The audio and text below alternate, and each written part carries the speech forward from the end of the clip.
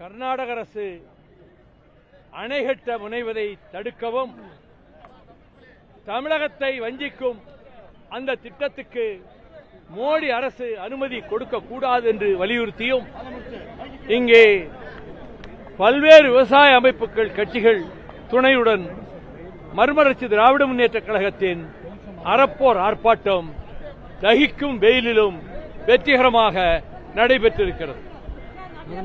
வருகிற 7ஆம் தேதி ஆளுநர் அர்லேக்கருடைய நடவடிக்கையை கண்டித்து திருவள்ளுவர் சிலைக்கு அவர் காவி துணியை போர்த்தியதை கண்டித்து வந்தே மாதரத்தை திணிக்க முற்படுகிற ஆளுநர் அர்லேக்கரை போக்கை கண்டித்து ஆளுநர் மாளிகைக்கு எதிரே என்னுடைய தலைமையில் கருப்பு கொடி அறப்போர் ஆர்ப்பாட்டம் நடைபெறும். பனகல் மாளிகையின் எதிரே நாங்கள் திரள்வோம். அங்கிருந்து அணிவகுத்து ஆளுநர் மாளிகையை நோக்கி செல்ல வேண்டும் என்று நாங்கள் திட்டமிட்டிருக்கிறோம். நாங்கள் கலவரத்தில் ஈடுபட மாட்டோம், கல்வீச்சில் ஈடுபட மாட்டோம்.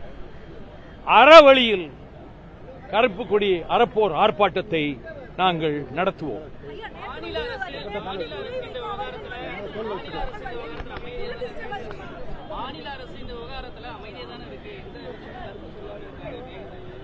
மேகதாது விஷயத்தில் பி.ஆர். பாண்டியன் சொன்னாரு, 3 முறை, ஒரு முறை விவசாய சங்கத்தினரை அழைத்து 3 முறை வழக்கறிஞர்களை அழைத்து முதலமைச்சர் ஆலோசனைகள் மேற்கொண்டு அடுத்தடுத்து என்ன நடவடிக்கைகளை மேற்கொள்ள வேண்டும் என்று அவர்களிடம் அறிவுறுத்தியதாக இந்த பிரச்சனையை தலையாய பிரச்சனையாக தொடக்க காலத்திலிருந்து முன்னின்று போராடி வருகிற காவிரி விவசாயிகள் சங்க தலைவர் தோழர் பி.ஆர். பாண்டியன் அவர்கள் இதற்குரிய விளக்கத்தை சற்று முன்புதான் முதலமைச்சர் நிலைப்பாட்டை பற்றி கூறினார்.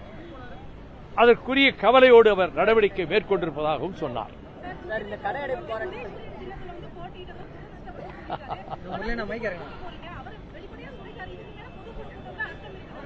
என்னமா நீங்களா ஒரு கற்பனை பண்ணிட்டு பொதுக்குழு அர்த்தம் இருக்கா அர்த்தம் இல்லையான்னு நீங்க உங்க மனசுக்கு அர்த்தம் இல்லாம இருக்கலாம். இந்த பாவப்பட்ட ஜென்மங்கள் ஒரு கட்சி நடத்துறோம்ல, எங்களுக்கு அர்த்தம் இருக்கும்ல, உங்களுக்கு அர்த்தம் இல்லாம இருக்கலாம். நாங்கள் திராவிட முன்னேற்ற கழகத்தின் தலைமையிலான கூட்டணியில் உறுதியாக நின்று அனைத்து தொகுதிகளிலும்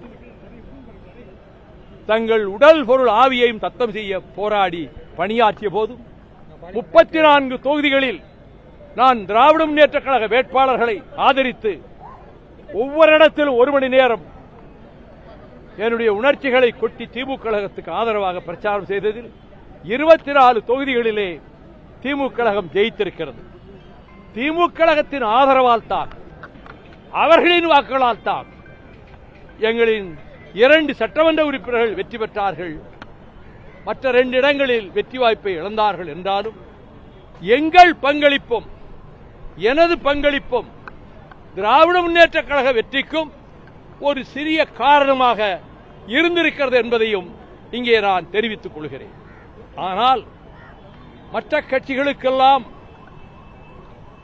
அதிக இடங்கள் கொடுக்கப்பட்டு, நான் கட்சிகளின் பெயர்களை சொல்லி நான் யார் மனதையும் புண்படுத்த விரும்பவில்லை. 10 இடம் பிளஸ் ராஜ்யசபா, ஒரு கட்சிக்கு 8 இடங்கள், ஒரு கட்சிக்கு 27 இடம் பிளஸ் ராஜ்யசபா, மற்ற 2 கட்சிகளுக்கு 5 இடங்கள். முஸ்லீம் லீக் 1க்கு தான் 2 இடங்கள் கொடுத்தாங்க, எங்களுக்கு 4 இடங்கள். அது எங்கள் தோழர்கள் மனதில் ஒரு ஆதங்கத்தை ஏற்படுத்தியது என்று புதிய தலைமுறையில் கார்த்திகேயன் என்னை நேர்காணல் கண்டபோது இதே கருத்தை சொன்னேன்.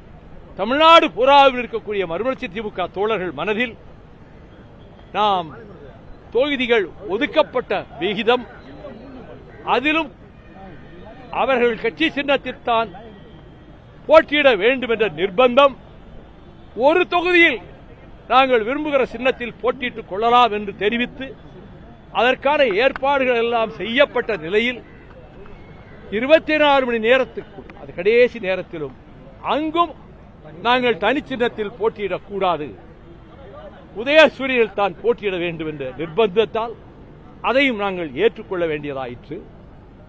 அதனால நாங்க எங்க சின்னத்திலே நின்று இருந்தா இப்ப நான் சொன்ன கட்சிகள் எல்லாம் திமுக ஆதரவோடு ஓட்டு பெற்று ஜெயித்த காங்கிரஸ் கட்சி நன்றி கூட வந்து சொல்லாம பாவேகாவுக்கு ஆதரவு கொடுத்து அமைச்சரவையில் இடம்பெற்றுச்சு.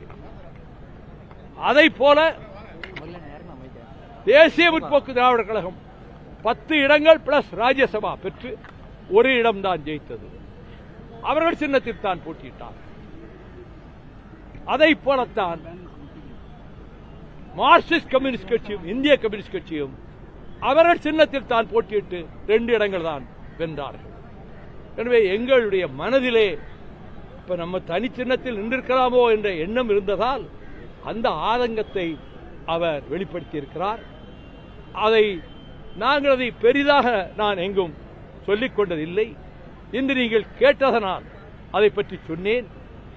எதுவாயினும் இது போன்ற தொண்டர்கள் மனதில் இருக்கக்கூடிய உணர்வுகள் நிர்வாகிகள் என்ன நினைக்கிறார்கள் என்பதெல்லாம் ஜூன் 27ஆம் தேதி நாங்கள் நடத்த இருக்கிற பொதுக்குழுவில் கருத்துக்கள் பரிமாறப்படும். இதுதான் என்னுடைய பதில். கடுமையான விமர்சனம் முன்வைக்கிறாங்க.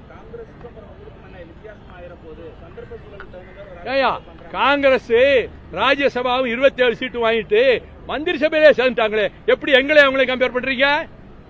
எங்க மேல உள்ள ஒரு நல்லெண்ணம் இல்ல, அதனால கம்பேர் பண்றாங்க. அவங்களை எங்களை எப்படி கம்பேர் பண்ண முடியும்? எங்களை சிறுத்தைகளை எப்படி கம்பேர் பண்ண முடியும்? அவங்க இங்கதான் இருந்தாங்க, ஆட்சியை ஆதரித்து மந்திரி சபையிலே சேர்ந்துட்டாங்கல்ல. அப்படிப்பட்ட நிலைக்கு நாங்க ஆளாகலையே. அதனால எங்களுக்கு குறைச்ச சீட்டுகள் கொடுத்து எங்க சின்னத்திலே நிற்க வச்சது ஆதங்கம் தொண்டர்கள் மனசுல இருக்கு. அதை அவர் வெளிப்படுத்திக்கார், அவ்வளவுதான்.